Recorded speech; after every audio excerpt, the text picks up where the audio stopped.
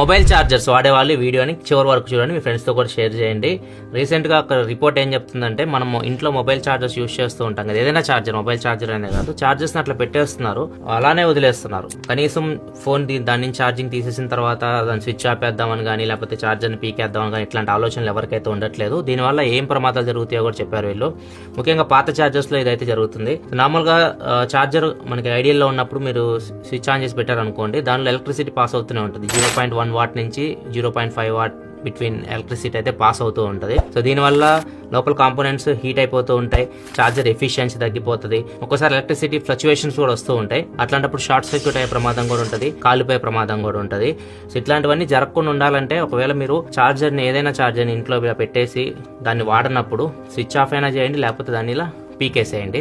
రెండిట్లో ఏదైనా చేయండి, సేఫ్గా ఉంటారు. ఈ వీడియోని ఖచ్చితంగా మీ ఫ్రెండ్స్తో కూడా షేర్ చేయండి, వాళ్ళు కూడా జాగ్రత్త పడతారు.